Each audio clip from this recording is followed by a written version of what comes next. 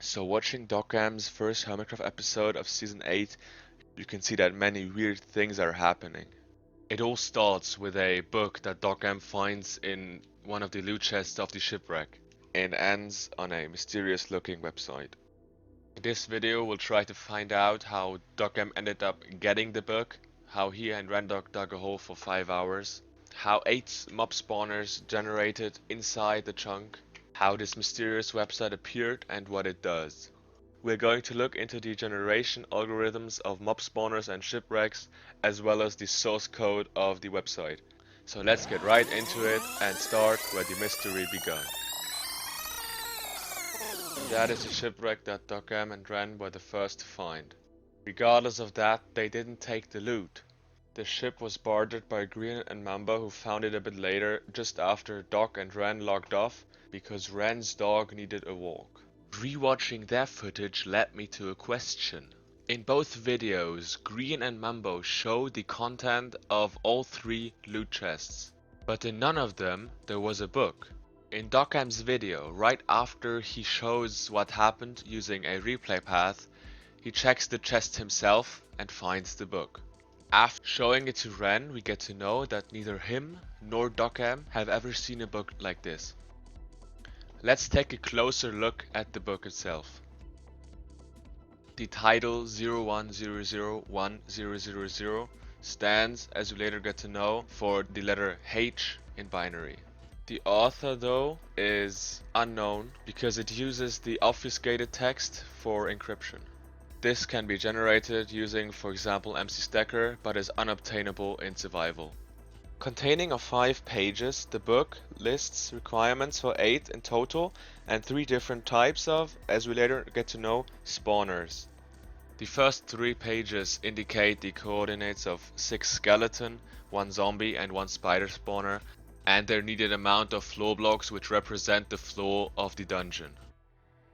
On page 4 are listed some requirements for solid wall and ceiling blocks, followed by the last page on which it says hop, inject book code and initiate server restart. Docm then travels to the given chunk coordinates and then starts digging a 6-block perimeter around the given chunk, just as it said in the book. He then follows the list of requirements by placing floor, wall and ceiling blocks, and then interprets the hop inject book code argument as just placing a hopper inside the given chunk and throwing the book in. After asking Asuma for a server restart, all requirements were completed. After relogging, all of the structures built by Docm had turned into dungeons, each one containing of a spawner. But why did those spawners only generated after a server restart, and why 8 at a time? The generation algorithms of mob spawners isn't too complicated. And when I say mob spawner, I mean dungeon. A dungeon is a 5x5x5 box with cobblestone and mossy cobblestone walls, containing of 1 or 2 loot chests, and the key component, the spawner itself. The spawner is also the central block from which the dungeon is being generated from. By using the locate command, you will get the exact X and Z coordinates of the spawner and not of just a random block inside the dungeon. But why 8 in total? Each chunk has a maximum amount of generation attempts for those dungeons. The location and amount of dungeons per chunk is of course seed dependent. The maximum amount of spawners can't be higher than 8.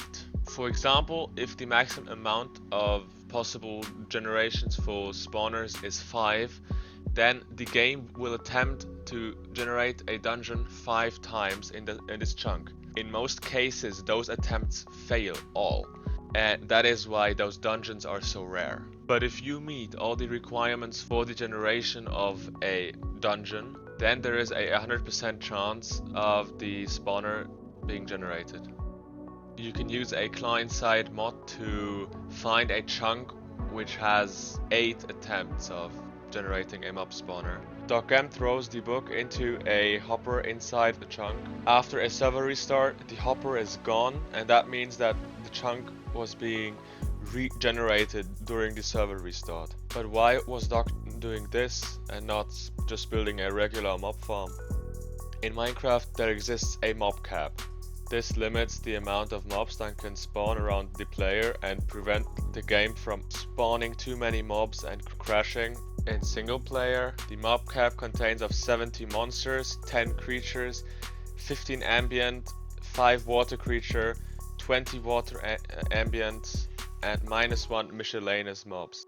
In multiplayer there is a formula that calculates the mob cap for each mob group individually. The mob cap will be calculated using the constant of each mob group for monster, that is 70, and will be multiplied by the amount of chunks that are loaded and divided by 289. On servers, the mob cap is an essential factor of drops that you get. Even though the mob cap depends on the amount of players that are online, the distribution of those mobs is not equal. A general mob farm relies on the natural spawning algorithms of mobs, which is the mob cap. Mob spawners are not affected by the mob cap, but attempt to spawn 4 mobs every 10 to 39.5 seconds in a 9x3x9 area. This means that no matter how many people are online and loading a mob farm or dark areas, the spawner will always spawn the same amount of mobs. Having 8 of them in one chunk is therefore pretty OP.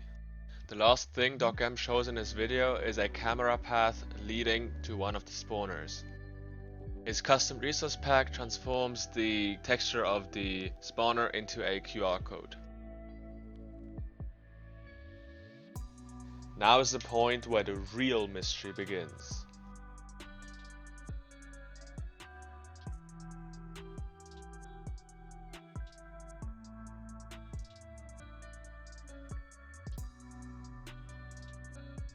And that is the following website. Scanning the QR code leads you to the website HERMATRIX.com. This website requires a code for you to be able to pass. Before Docm released the second episode of Hermitcraft, that was everything that could be found on this website. The galactic alphabet is used as font type. The code is submitted to a different server and cannot be viewed in the HTML file of this website. This makes it impossible to get the code this way. The code is hashtag 6xF8 and has been cracked by Bovsin. The hints for the code were all found in Rendog's first episode and also partially in Docm's. The hashtag is the value of one of the signs used as armrest for a seat around the campfire. 6 was the amount of white dye that was renamed to F. And 8 is the current season of Hermitcraft and was also on some of the banners hanging down from the airplane.